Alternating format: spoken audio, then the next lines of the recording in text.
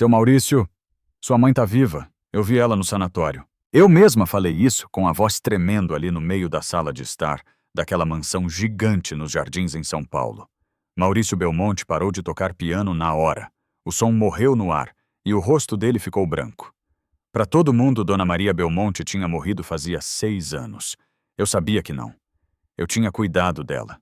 Trabalhei um tempo na Clínica São Miguel Arcanjo, aquele lugar onde a família rica enfia quem quer esquecer.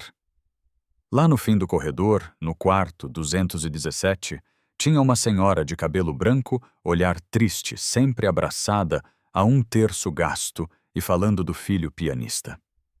Meu Maurício um dia vem me buscar. Deus não vai deixar essa injustiça assim, ela dizia. Quando entrei para trabalhar na casa dos Belmonte e vi o retrato em cima do piano, quase deixei o pano de chão cair. Era a mesma mulher. Mesmo sorriso, mesmo colar de ouro, o tal presente do filho que ela nunca tirava do pescoço. Naquela tarde chuvosa, juntei coragem e contei tudo. A cara da Karen. Torres Belmonte, esposa dele, mudou na hora. Tentou dizer que eu era louca interesseira que estava inventando história. Mas quando falei da cantiga do barco de prata nas nuvens que Dona Maria cantava para o filho pequeno, o chão sumiu para os dois. Ali naquele silêncio pesado, eu senti ou a verdade vinha à tona. Ou eu ia pagar caro por ter aberto a boca. Maurício ficou parado no meio da sala, respirando como quem tenta voltar para dentro do próprio corpo. A chuva batia forte nos vitrais e cada trovão parecia repetir o que eu tinha acabado de dizer. Dona Maria estava viva, e pela primeira vez em anos, a expressão dele não era de cansaço. Era de medo. Medo de ter acreditado na mentira errada. Rose, porque só agora ele perguntou a voz falhando. Eu engoli seco. Porque eu precisava olhar nos seus olhos antes de dizer. Porque se eu falasse sem prova, eu ia ser tratada como louca. Ou pior. Antes que Maurício respondesse, Karen apareceu no corredor, o salto batendo duro no piso frio. Ela forçou um sorriso exagerado, mas os olhos... os olhos entregavam tudo. Estão incomodando meu marido de novo? Disse seca, como se eu fosse um incômodo descartável. Maurício levantou o terço que eu tinha colocado na mesa. A mão dele tremia. Karen, esse terço era da minha mãe. Como isso chegou aqui? A mulher empalideceu. Juro que vi os ombros dela descerem 1 milímetro como quem toma um soco no estômago. Deve ser coincidência, balbuciou, mas já era tarde. A semente da dúvida tinha criado raízes no peito de Maurício. Ele foi andando devagar até o retrato da mãe e passou o dedo no colar pintado ali, o mesmo que, segundo Karen, tinha desaparecido no hospital. Naquele instante, o homem que antes parecia quebrado, derrotado pela vida, mudou. Vi uma raiva silenciosa crescer nele, não aquela raiva de grito, mas a raiva de quem perdeu 6 anos acreditando numa morte que nunca existiu. Rose me conta tudo, devagar, desde o começo. E eu contei. Contei do quarto 217, das cartas que Dona Maria tentou mandar, dos remédios que ela fingia tomar, das noites em que chorava baixinho, pedindo para ver o filho só mais uma vez. Quando terminei, Maurício estava sentado com o rosto nas mãos. Meu Deus! O que eu fiz com a minha mãe? Cheguei perto devagar. O senhor não fez nada. Só acreditou em quem não merecia. Mas ainda dá tempo de consertar. Ele levantou os olhos vermelhos, brilhando de um jeito que misturava dor e decisão. Rose, eu vou trazer minha mãe para casa. Nem que eu tenha que virar o mundo do avesso. E ali naquela sala silenciosa, eu soube a verdade e tinha finalmente encontrado o caminho de volta. Aquela noite parecia não ter fim. Depois que contei tudo, Maurício se trancou no escritório. De fora, eu ouvia passos curtos, gavetas, sendo abertas, papel rasgando. Era como se ele estivesse revivendo cada detalhe dos últimos 6 anos, tentando achar onde exatamente perdeu a mãe. E a própria paz. Eu fiquei na cozinha com o terço na mão, pedindo a Deus que desse coragem para ele e proteção para mim, porque eu sabia que Karen não ia ficar quieta. Quando ela desceu as escadas, já sem salto, sem maquiagem, os olhos vermelhos de raiva, senti meu estômago gelar. Você acha mesmo que alguém vai acreditar numa funcionária? Ela sussurrou, se aproximando devagar como cobra prestes a dar o bote. Você não faz ideia de onde está se metendo. Engoli a seco. Eu só falei a verdade. Ela riu baixo, nervosa. Verdade. A verdade é aquilo que as pessoas acreditam. E até ontem ninguém sabia quem você era. Antes que ela pudesse continuar, a porta do escritório se abriu. Maurício apareceu com um maço de papéis nas mãos, os olhos vermelhos, mas agora firmes. Karen. Acabou. Ela congelou. Do que você está falando, amor? Maurício jogou os papéis na mesa. Eram recibos comprovantes extratos, até cópias de assinaturas falsas. Os gastos da internação da minha mãe. As transferências para empresas que não existem. E o pior, o relatório médico da morte dela. Um arquivo vazio. Sem data. Sem laudo. Karen empalideceu de verdade dessa vez. Você está me acusando de que ela engasgou, de destruir a minha família, de roubar a minha mãe de mim, de transformar a vida dela num inferno. O silêncio que se instalou foi tão pesado que parecia empurrar o ar para fora da sala. Ela tentou se recompor secando o rosto com a mão trêmula. Maurício, nós podemos resolver isso. Eu fiz pelo nosso casamento, Você fez por você. Ele cortou firme.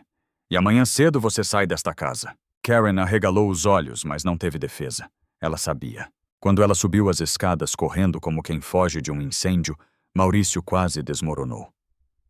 Eu o segurei pelo braço. Seu Maurício, sua mãe está esperando. Ainda dá tempo. Ele fechou os olhos e respirou fundo. Amanhã. A gente vai atrás dela amanhã.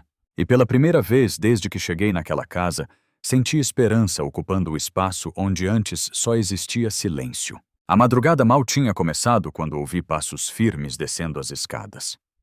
Maurício apareceu na cozinha ainda de terno, mas com o rosto marcado pela decisão que ele finalmente tinha tomado. O silêncio entre nós não era desconfortável. Era pesado e intenso, como se o ar estivesse se preparando para o que viria. Rose, hoje a gente vai buscar minha mãe. A voz dele saiu baixa, mas cheia de uma força que eu não tinha visto antes. Assenti. Eu também não tinha dormido. Passei a noite imaginando o rosto de Dona Maria quando enfim visse o filho. Ao mesmo tempo, um medo gelado passeava pela minha espinha. A gente sabia que não estava lidando só com uma mentira, mas com pessoas perigosas. Quando estávamos saindo, vimos a porta do quarto de Karen entreaberta. Um vazio estranho tomou conta da casa. Maurício subiu 2 degraus, abriu a porta completamente. E ela não estava lá. A mala tinha sumido. As gavetas vazias. Ela fugiu, ele murmurou apertando os punhos. Senti um arrepio. Quem foge assim sabe exatamente o que fez. Maurício chamou um detetive particular, o Salgado, que chegou antes do sol nascer. Um homem sério, direto, sem tempo para rodeios. Ele ouviu tudo em silêncio e depois perguntou só uma coisa. Tem certeza que quer ver isso até o fim? Maurício respondeu sem piscar. É a minha mãe. Não existe até o fim. Eu vou até onde for preciso. Pegamos o carro e seguimos por estradas escuras quase rurais enquanto a cidade desaparecia atrás de nós. O clima dentro do carro era um misto de tensão e fé, como se cada segundo fosse um teste de resistência emocional. A cada quilômetro, a imagem da Dona Maria no quarto 217 voltava à minha mente. A voz dela dizendo, meu filho vem me buscar, ecoava como profecia. Quando a placa enferrujada de Residência Santa Lúcia apareceu na beira da estrada, Maurício pisou no freio tão forte que o carro deu um leve solavanco. O portão velho, os cachorros magros, o silêncio estranho. Tudo naquela imagem gritava descaso, abandono, crueldade. Maurício respirou fundo como quem mergulha antes de enfrentar um mar revolto. Rose, seja o que Deus quiser. Vamos tirar minha mãe daqui. Hoje. E ali, diante daquele lugar sombrio, percebi, não era só um resgate. Era um acerto de contas com anos de dor, mentira e injustiça. E ninguém sairia o mesmo depois daquela porta se abrir. O portão velho rangeu quando o detetive Salgado o forçou com o ombro. O barulho ecoou pelo pátio vazio da Residência Santa Lúcia, como se acordasse fantasmas adormecidos ali dentro. O cheiro de mofo e abandono veio forte, misturado com algo ácido pesado. Um cheiro que não devia existir em lugar nenhum onde seres humanos vivem. Maurício respirou fundo, mas o ar não entrou. Ele estava pálido, com as mãos trêmulas, porém decidido. Minha mãe está aqui. Eu sinto. E eu sabia que ele estava certo. Entramos pelos corredores escuros iluminados só pela lanterna do detetive. As paredes descascadas tinham marcas de mãos, arranhões, nomes riscados. Cada detalhe denunciava anos de descaso. De alguns quartos vinham sussurros, gemidos fracos, pedidos de ajuda, que pareciam não ter força nem para atravessar a porta. Meu coração apertou. Isso é um depósito de gente, não? Um lar, murmurou Salgado. Maurício não respondeu. Ele estava tentando ouvir qualquer coisa que pudesse ser dela. Subimos uma escada estreita que rangia a cada passo. No último andar, ouviu-se um som suave. Algo entre uma respiração cansada e uma oração quebrada. Maurício parou. É ela. E correu. O detetive arrombou a porta com um único chute. A luz entrou e revelou a cena que eu jamais vou esquecer. Dona Maria magra demais, enrolada em cobertores gastos, sentada numa poltrona velha, de frente para a janela. Ela virou o rosto devagar. E quando os olhos encontraram os dele, algo brilhante acendeu dentro dela. Maurício! Meu filho! A voz saiu fraca, mas cheia de esperança. Ele caiu de joelhos, abraçando as pernas dela, como um menino perdido que finalmente acha o caminho de casa. Me perdoa, mãe, me perdoa. Eu vim te buscar. Ela passou a mão nos cabelos dele com carinho, com paz, como se aquela fosse a cena que esperou durante todos os anos de escuridão. Eu sabia que meu menino vinha. O amor sempre acha a porta certa. Eu senti as lágrimas caírem, sem conseguir segurar. Aquele quarto frio ficou quente de repente, quente de amor, de reencontro de vida. E ali, pela primeira vez desde que tudo começou, eu entendi não era só a Dona Maria sendo resgatada. Era toda a família Belmonte renascendo junto com ela. O sol já aparecia no horizonte quando voltamos para São Paulo. No banco de trás, Dona Maria adormecia encostada no meu ombro, respirando fundo como quem enfim podia descansar, depois de anos lutando sozinha. Maurício dirigia devagar com as mãos firmes no volante, mas os olhos marejados como se tivesse medo de piscar e descobrir que tudo aquilo era sonho. Quando o carro entrou pelos portões da mansão, algo quase mágico aconteceu. Os funcionários que já estavam sabendo de parte do escândalo pararam o que estavam fazendo. Ninguém falava. Ninguém se mexia. Era como se o tempo tivesse prendido a respiração. Maurício saiu. Primeiro correu até a porta traseira e estendeu a mão para a mãe. Cuida de mim, filho, ela murmurou, com aquela doçura que nenhum sofrimento conseguiu arrancar. Agora e sempre, mãe. Nunca mais a senhora fica sozinha. Lá dentro, a sala, aquela mesma onde tudo começou, parecia finalmente ter voltado a ser casa. A claridade da manhã iluminou o rosto de Dona Maria, e pela primeira vez desde o quarto 217, ela sorriu de verdade. Minutos depois, passos apressados ecoaram na escada. Era Valéria, a neta, de pijama descabelada segurando o ursinho de pelúcia. Pai, quem é essa moça? Maurício sorriu emocionado. Filha, essa é a sua avó, a mulher do quadro. A menina arregalou os olhos, correu e se jogou no colo da velha senhora sem medo, sem estranhamento, como se reconhecesse o amor pelo cheiro. Dona Maria chorou. Eu também. Enquanto elas se abraçavam, ouvi o detetive Salgado falando baixinho com Maurício sobre a prisão do médico, sobre os outros idosos encontrados sobre a busca por Karen. Mas nenhum daqueles assuntos parecia existir naquele instante. Tudo, absolutamente tudo, cabia naquele abraço entre avó e neta. O piano, que ficara anos em silêncio, chamou a atenção de Dona Maria. Toca pra mim, Maurício. Quero ouvir meu menino tocar outra vez. Ele sentou, respirou fundo. E quando as primeiras notas preencheram a casa, senti que algo se ajeitava no mundo.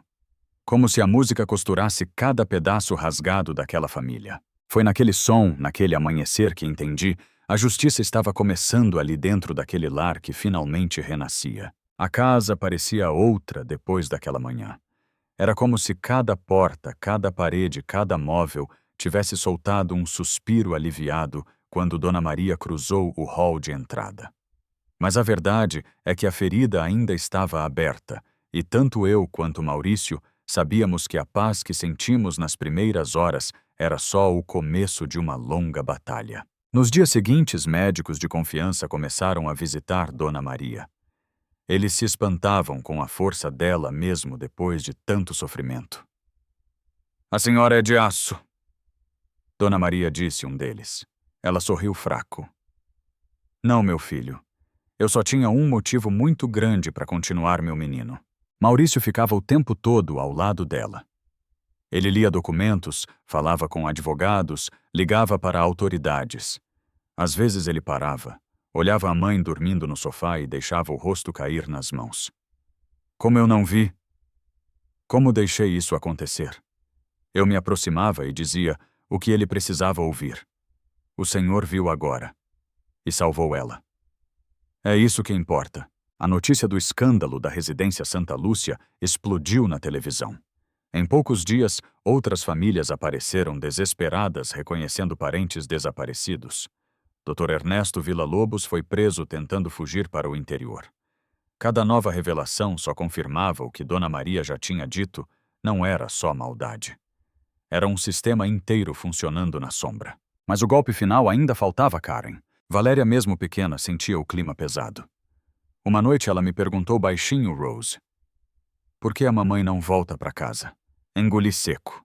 Às vezes, adultos erram muito e precisam ficar longe para aprender. Ela pensou um pouco e respondeu: "Então espero que ela aprenda rápido, porque a vovó é tão boa." No fundo da sala, ouvimos o piano começar a tocar. Era Maurício ensaiando com a mãe, que ainda arriscava algumas notas com as mãos trêmulas. A música encheu cada canto da casa, e pela primeira vez desde que cheguei ali, senti que aquela família estava se reconstruindo apesar de tudo. Mas enquanto as melodias subiam, uma sensação amarga não me deixava em paz. Karen estava solta, e gente como ela não aceita perder tão fácil. O próximo capítulo dessa história ainda ia cobrar seu preço. Aquela sensação de que algo ainda estava errado não me deixava em paz. Mesmo com Dona Maria se recuperando, mesmo com a casa voltando a ter vida, havia uma sombra pairando atrás de cada sorriso, uma sombra com nome e sobrenome. Karen Torres Belmonte. Os noticiários começaram a pressionar. O escândalo da clínica clandestina virou manchete nacional, e logo o nome de Karen apareceu associado ao desvio de dinheiro, falsidade ideológica e desaparecimento de idosos. A polícia divulgou que ela estava foragida, mas para mim o pior não era isso. O pior era saber que ela conhecia cada canto daquela mansão. Sabia horários, rotinas, medos. Sabia onde machucar. Numa tarde chuvosa, sempre a chuva acompanhando nossa história, eu estava ajudando Dona Maria a caminhar pelo jardim quando percebi algo diferente. Um carro preto parado do outro lado da rua, vidros escuros, motor ligado. "Rose? Você viu aquilo?" Maurício perguntou saindo rápido pela porta. "Vi sim, não gostei do jeito que estavam olhando para cá." O carro acelerou e sumiu na esquina, deixando um rastro de pavor que só eu e ele sentimos. Dona Maria segurou minha mão forte demais. "Filho, ela não vai desistir. Gente desse tipo não aceita perder." Maurício respirou fundo, tentando parecer firme, mas seus olhos denunciavam o medo de perder a mãe de novo. Foi nesse mesmo dia que o detetive Salgado chegou com novidades pesadas. Achamos indícios de que Karen está recebendo ajuda. Não é só fuga, é estratégia. Maurício fechou os punhos. Ela não encosta mais na minha mãe, nem na minha filha. Valéria apareceu na porta inocente comendo biscoito. "Pai, por que tem polícia lá fora? Aconteceu alguma coisa?" Maurício a abraçou forte, tão forte que ela até riu. "Nada, meu amor. Eu só quero garantir que você tá segura." Mas eu vi. Vi no olhar dele e no de Salgado a guerra ainda não tinha acabado. Naquela noite, enquanto a casa dormia, uma mensagem anônima chegou no celular de Maurício. "Você tirou tudo de mim. Agora eu tiro tudo de você." Era a assinatura perfeita de Karen.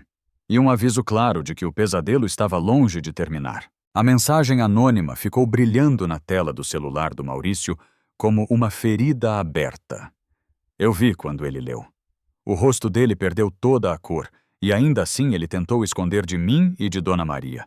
Só que aquilo não era tipo de coisa que se esconde, a ameaça tem cheiro, e o ar da casa ficou pesado na mesma hora. Foi ela, né? Perguntei baixinho. Ele respirou fundo, apoiando as mãos na pia da cozinha. Foi. A Karen. E agora ela sabe que perdeu tudo. Aquela noite ninguém dormiu direito. O detetive Salgado reforçou a segurança, colocou 2 homens na porta, revisou câmeras, trancas, tudo. Mas eu conhecia o tipo de medo que não vem de portas destrancadas. Vem de gente que não tem nada a perder. E Karen. Essa já tinha vendido a própria alma fazia tempo. Dona Maria tentou ser forte, mas eu a vi ajeitando o terço nas mãos, como se sentisse o mundo afrouxar debaixo dos pés novamente.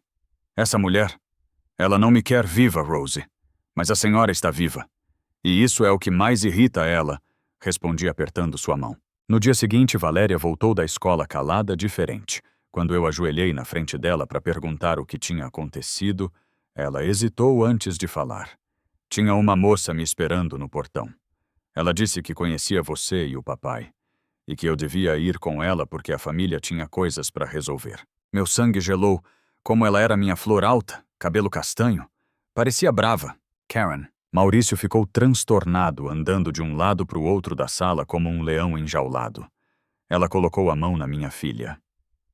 Na minha filha Rose. Salgado entrou rápido, avisando, já pedi reforço. Ela está cercada. Mais cedo ou mais tarde vai tentar um movimento mais arriscado. Maurício olhou para nós duas, eu e Dona Maria, com um olhar que misturava medo e fúria. Eu não vou perder mais ninguém. Nem minha mãe. Nem minha filha. E foi naquele instante que eu senti a história que começou com um sussurro de verdade, estava prestes a explodir num acerto final. E Karen, cada vez mais desesperada, não sairia dessa sem ferir alguém. A casa estava silenciosa demais naquela manhã. E silêncio em tempos de ameaça não é paz. É aviso. Eu estava preparando o café quando ouvi passos apressados no corredor. Era o detetive Salgado, celular na mão, e expressão tensa. Maurício, encontramos o carro que seguiu vocês ontem. Abandonado perto de uma chácara a 40 minutos daqui. O rosto de Maurício endureceu. E Karen Salgado respirou fundo. Ela não estava lá, mas alguém tentou apagar rastros. E fez isso com pressa. Dona Maria, sentada no sofá com o terço, fechou os olhos como quem já sabia que a tempestade ainda não tinha chegado ao auge. Essa moça não aceita perder meu filho. O mal, quando é ferido, fica desesperado. Valéria apareceu na porta segurando o caderno da escola, olhando todos nós como se percebesse que era o centro de um segredo pesado demais para a idade dela. Maurício se ajoelhou na frente da filha. Filha, você lembra exatamente o que a moça disse ontem? Lembro. Ela falou que a família brincou com fogo e que ia acertar as contas. O ar sumiu da sala por um segundo. Karen não estava apenas com raiva. Ela estava planejando algo. Foi então que o interfone tocou. Um som seco e insistente que fez todos nós estremecermos. Salgado colocou a mão na cintura onde carregava a arma e foi atender com cuidado. Voltou alguns segundos depois, ainda mais pálido do que antes. É uma entrega para a família Belmonte. Não tem remetente. Maurício e eu trocamos um olhar. Eu senti o estômago virar. A caixa era pequena, leve e embrulhada de forma impecável, típico de Karen. Maurício abriu devagar. Lá dentro, havia apenas um envelope. Quando ele puxou a folha, a expressão dele quebrou. Era uma foto.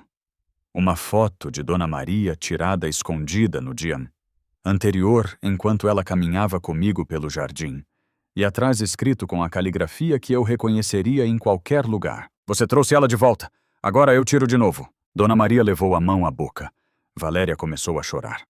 Maurício fechou os olhos, respirando como um homem à beira do colapso e da fúria absoluta. Acabou. Agora eu vou atrás dela. Antes que ela venha atrás da gente. E naquele instante, olhando para a família unida pelo medo e pelo amor, eu entendi o confronto final. Não era mais uma possibilidade. Era inevitável.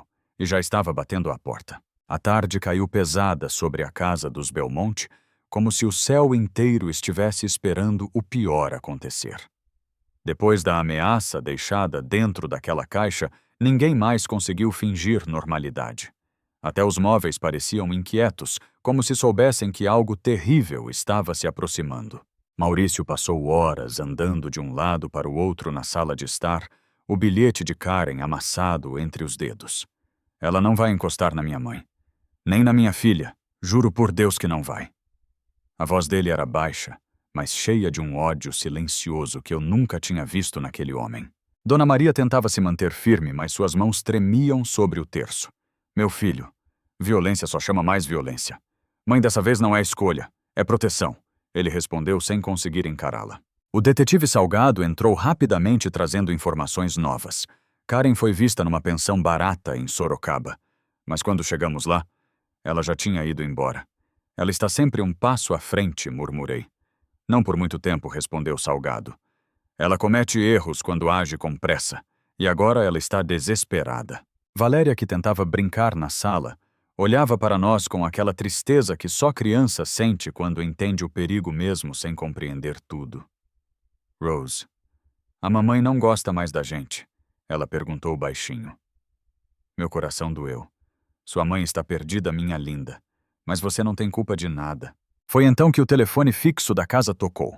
Um som agudo frio, que fez todo mundo se virar ao mesmo tempo. Maurício correu e atendeu. Alô, silêncio. Depois uma respiração pesada. E a voz dela. Pronto para brincar, Maurício. Ele empalideceu. Karen, se você chegar perto da minha família, eu... Você o quê? Ela riu, uma risada rouca amarga. Eu só quero o que me pertence. E você me tirou tudo. Agora vai sentir o mesmo. A ligação caiu. Maurício ficou olhando o vazio com o telefone ainda encostado no ouvido. Ela está aqui, em São Paulo. E está perto. Muito perto. Ninguém respirou por alguns segundos. A sensação era clara, palpável, inevitável. O confronto final estava marcado. E seria naquela casa. Aquela noite caiu como um peso sobre a mansão dos Belmonte. Não era só escuridão, era antecipação. Era como se cada lâmpada, cada porta, cada fresta da casa soubesse que algo terrível estava prestes a acontecer. E nós também sabíamos. Maurício reuniu a gente na sala tentando manter a voz firme. Ninguém fica sozinho. Nem por um minuto. O detetive Salgado posicionou 2 seguranças perto das janelas e revisou o perímetro pela enésima vez. Mas Karen era diferente. Ela não atacava por impulso. Ela atacava por dor. Dona Maria segurava o terço com força à palma da mão, marcada pelas contas. Deus vai proteger essa casa, ela dizia, mas os olhos denunciavam o medo que ela tentava esconder. Eu me sentei ao lado dela, tentando transmitir calma. A senhora não está mais sozinha, Dona Maria. É isso que a deixa tão furiosa. Valéria dormia no sofá, encolhida, exausta de tanta tensão. Maurício cobriu a filha com uma manta e por um instante o vi quebrar por dentro. Rose, eu não posso falhar com ela. Não de novo. E não vai responder firme. O senhor já fez o impossível uma vez. Vai fazer de novo. Foi então que veio o primeiro sinal. Um estalo metálico quase imperceptível vindo do portão. Depois, o som lento, arrastado, de alguém empurrando o ferro. Os seguranças correram até a porta. Salgado sacou a arma. Maurício ficou imóvel, ouvindo não com os ouvidos, mas com o instinto. Ela entrou, disse ele quase num sussurro. O segundo sinal veio logo depois, as luzes piscaram. 1, 2 vezes, até que metade da casa mergulhou na escuridão. Dona Maria apertou minha mão. Meu Deus, é ela, eu sinto. Salgado gritou. Todos pro centro da sala. Agora, Maurício segurou a filha no colo tremendo. Eu tentei ajudar Dona Maria a se levantar, mas ela travou como se algo lá dentro tivesse avisado que a sombra estava perto. Foi quando ouvimos. Passos, lentos, friamente calculados, ecoando pelo corredor principal, e uma voz suave e venenosa carregada de ódio. Boa noite, família Belmonte. Sentiram minha falta. A escuridão inteira pareceu prender o ar. O confronto final. Enfim, havia começado. A voz de Karen cortou o corredor como uma lâmina fina e fria. A escuridão parecia se inclinar ao redor dela, como se a própria casa reconhecesse o perigo que estava entrando. Maurício deu um passo à frente instintivamente, protegendo Valéria com o braço, enquanto Salgado apontava a arma para a sombra na porta. Eu senti Dona Maria tremer ao meu lado. Ela veio terminar o que começou. Ela murmurou quase sem voz. Karen deu mais um passo. Agora podíamos ver seu rosto magro, olheiras profundas, os olhos ardendo numa mistura de ódio e desespero. Não era mais a socialite elegante, era uma fera ferida. Olha só, a família perfeita reunida. E até ressuscitaram a morta. Ela riu um som vazio que fez minha pele arrepiar. Maurício tentou manter a voz firme. Você não chega mais perto da minha família. Acabou, Karen. Acabou pra você. Acabou, ela repetiu, inclinando a cabeça. Nada acaba enquanto eu estiver respirando.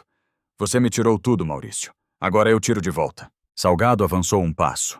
Karen, larga o que você tem na mão e sai devagar. Foi só então que percebi ela segurava algo escondido na lateral do casaco. Não dava para ver, mas dava para sentir o perigo. Dona Maria apertou minha mão. Rose, ela não quer ele. Ela quer a criança. Meu coração bateu tão forte que doeu. Maurício percebeu na mesma hora. Ele colocou Valéria atrás de si, os olhos cheios de fúria e proteção. Se tocar na minha filha, eu juro... Jura o que, Karen interrompeu. Você não conseguiu proteger nem sua própria mãe. Foi ali que vi Maurício quebrar por dentro e se reconstruir diferente. Ele deu um passo à frente firme e decidido. E Karen, sentindo que perdia o controle, puxou o braço de dentro do casaco. Mas antes que ela terminasse o movimento, uma voz forte ecoou atrás de nós. Karen, abaixa agora. Era um dos seguranças. Um segundo de hesitação. Um único segundo. E depois tudo aconteceu rápido demais. Um grito. Um disparo. O som de algo caindo no chão. E a certeza de que nada, absolutamente nada, seria igual depois daquele instante. A noite enfim tinha mostrado seu pior. E o destino dos Belmonte estava pendurado por um fio. O disparo ecoou pela casa como se tivesse rasgado o próprio ar. Por um segundo ninguém se mexeu, era como se o tempo tivesse engasgado. Depois tudo aconteceu em ondas. Maurício correu até Valéria, instintivamente protegendo a filha com o corpo. Eu segurei Dona Maria, que quase caiu quando o estampido estourou. O detetive Salgado avançou na direção de Karen, arma em punho, gritando para ela soltar o que carregava. No chão, deslizando a alguns centímetros dos pés dela, estava uma seringa.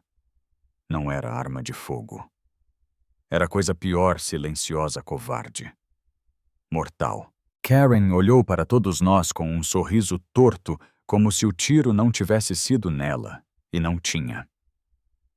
O segurança tinha acertado o batente da porta de propósito para intimidar, não matar. Mas para Karen aquilo foi o sinal de que a situação tinha fugido do controle. Vocês destruíram a minha vida! Ela murmurou, a respiração acelerada, os olhos brilhando de loucura e dor. Eu só queria... O que era meu? Maurício finalmente se ergueu, a voz firme como pedra. Nada disso era seu.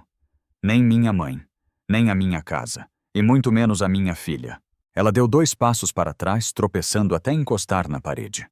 O glamour que um dia ela exibiu tinha desaparecido.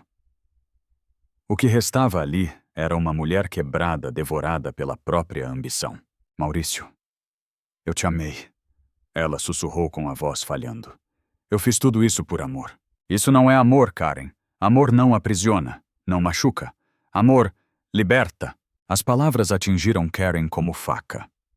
Ela olhou ao redor para Salgado, apontando a arma para mim, segurando Dona Maria, para o segurança travando a porta dos fundos, e percebeu finalmente que estava cercada, cansada, vazia, sem saída. As lágrimas caíram pela primeira vez não de raiva, mas de derrota.